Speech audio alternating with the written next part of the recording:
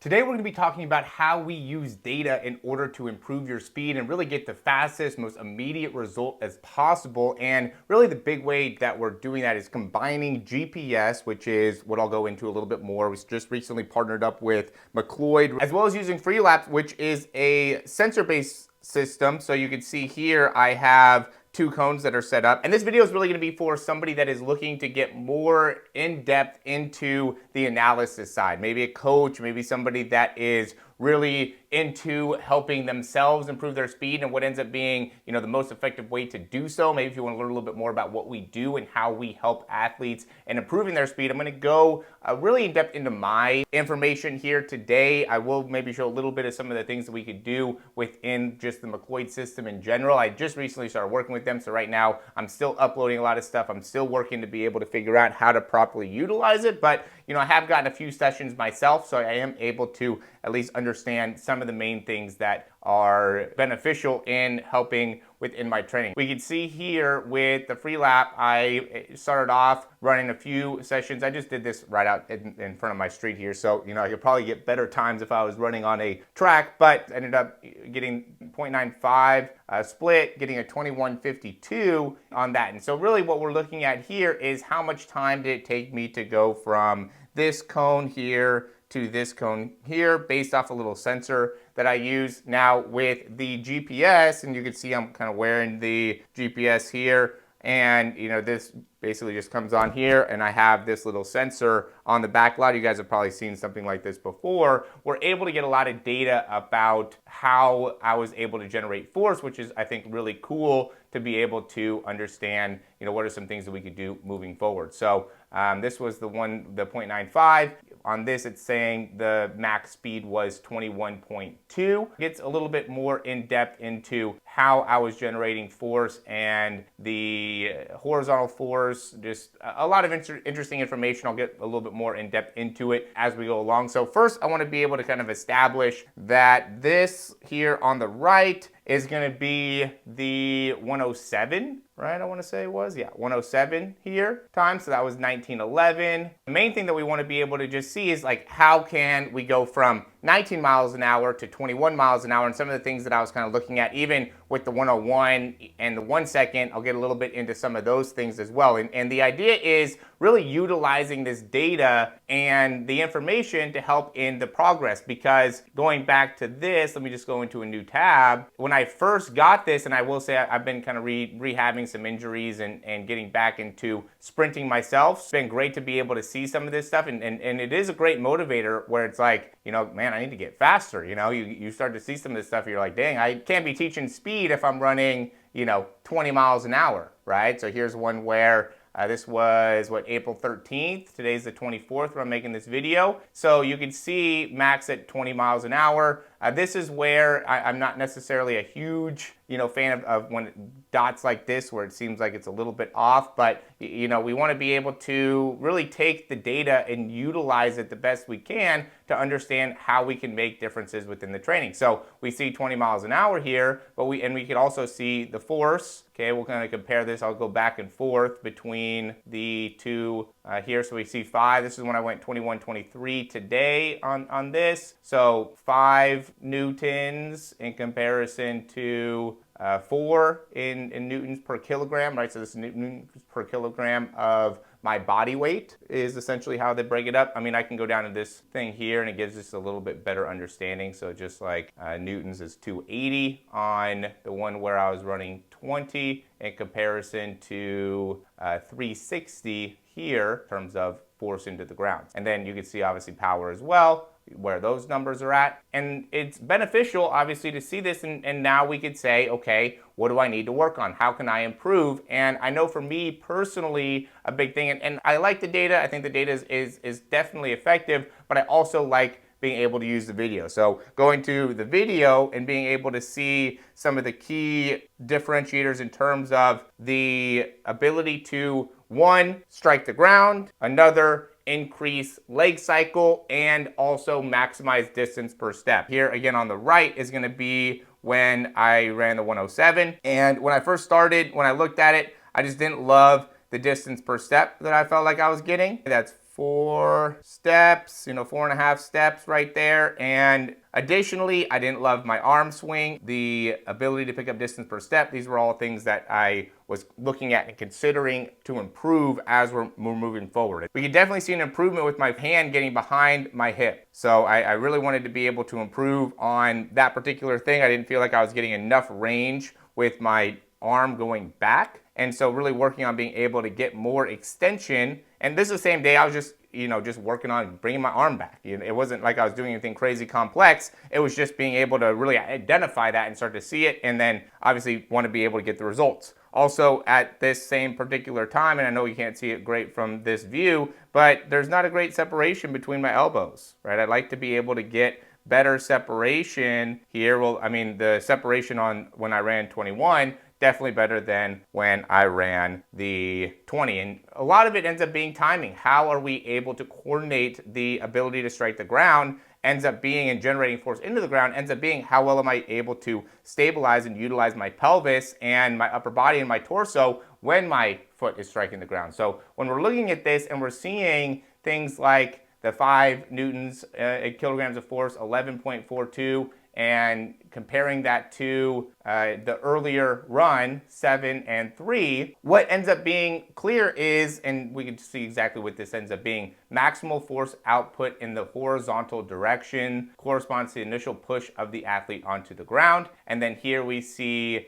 maximum power output capability of the athlete in the horizontal direction during sprint acceleration, right? So it almost ends up being like a capability thing, and I don't know exactly how they measure the capability, but it ends up being that, as well as your actual force in the ground, or making it more specific into the horizontal direction. And so obviously when you're running faster, you're able to generate a little bit more force in the ground. You have the capabilities to run a little bit more, or create more force in the ground. But even with this, the ratio should be a lot better. My decrease number here, I think, is pretty good, but the ratio should be closer to the 45, kind of 50% range. So it shows that there's definitely some inefficiencies. And so it's cool to be able to obviously track this, right? 49, in terms of the force production. And we can see a lot different story here. And even I guess the surface probably matters for this as well, in terms of how it's calculating and how it's able to get the force. Now, this is looking at 0.2 of a second. Every 0.2 of a second would be great to be able to improve that and get that to be a little bit higher. We want to be able to see what is important in your running and be able to track, overall improvement, right? So this is, I think, a great way to improve or see improvement, even if, let's say, the number is not 100% perfect, right? Because we had this one 21.2, this one 21.5. We want to have a debate between, okay, well, is free lap more accurate, this more accurate? Well, the thing is, they both have degrees of separation. I know that free lap says that they can be within 0.02 of a second off. Obviously would make a big difference, right? 9.5 or 9.3 or 9.5 and 9.7. That's the degree of difference that there could be. It seems like with the GPS, it's hard to be able to 100% say with the clarity, the stuff, the reading that I've done on it, there's, back and forth in terms of overall reliability, but there's going to be some potential for error. But you could see, obviously in my 24 to 22 to 24th, so today, the 22nd, the 13th, 4 days that I was able to get data, look at the data, I can now use that as a way to formulate a plan of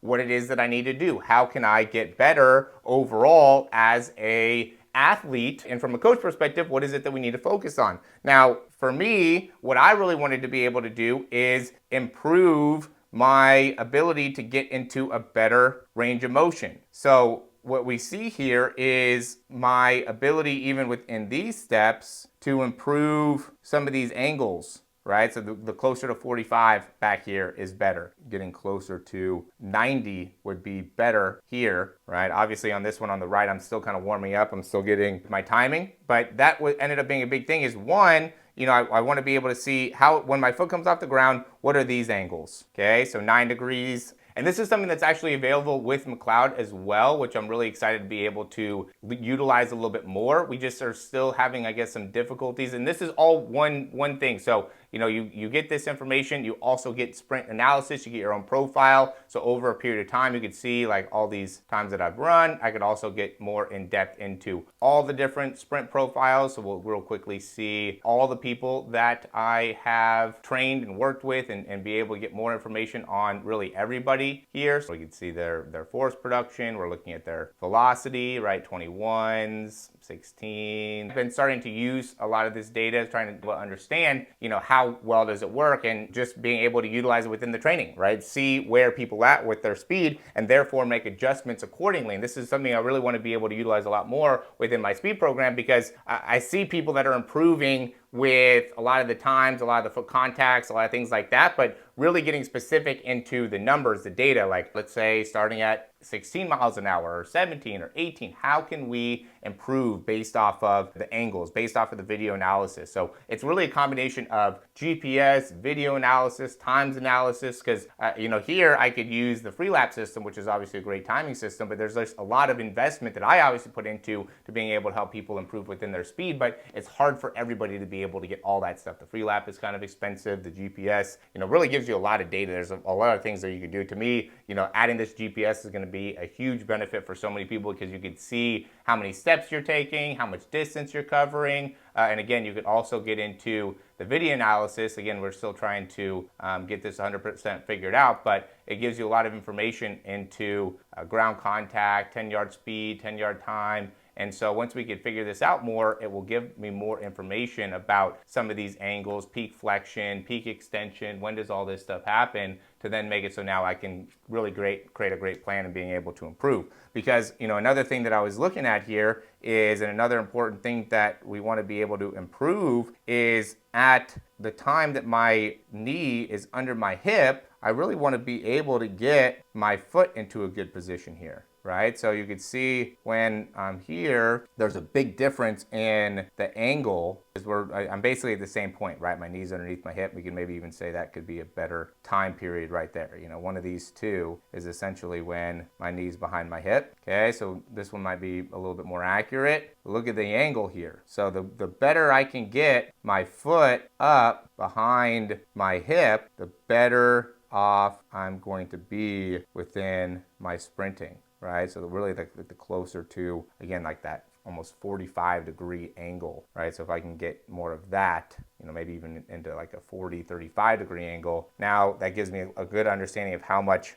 force I'm generating into the ground. Where my knee at is during foot contact time, which is essentially there, gives me a good understanding of where my turnover time is at. So this is showing me that I'm a little bit late with my turnover. I need to be able to get my knee through a little bit more. So, you know, there's a lot of different data points that we want to be able to see as we're running, and then also foot contact time, right? So we're looking at, you know, I'm hitting probably about 9.3. At 1:03, I'm still on the ground. So I have too long of a foot contact time. On my left, on my right, I'm a little bit better. Okay, I'm better with my knee, I'm better with my turnover. So it looks like I'm landing, you know, maybe 0.15-ish. And then, at least with this step, not great either. You know, maybe 0.15, 0.16, somewhere in there. So, I mean, there's a lot of things that still need to improve, obviously. 0.15, 0.16 with my foot contact time, I'm off by 2.6. It's a great thing to be able to see that I'm running 21 miles an hour and still have so many things to be able to work on. I still have a lot of inefficiencies within my running form that still need to be able to clear up. And I've also been working on my start as well. I'm gonna make a video about the start too. But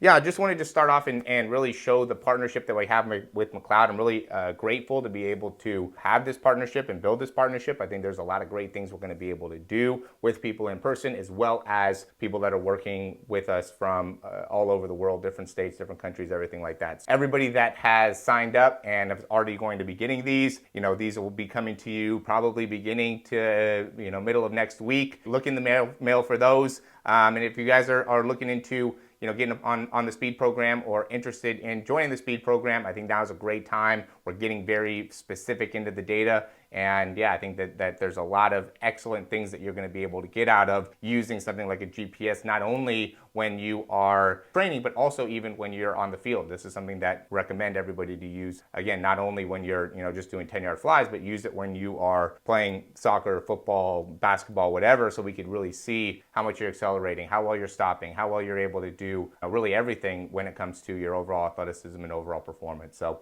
yeah, check out some of the things in the description. Like the video, subscribe, and as always, we'll talk to you soon.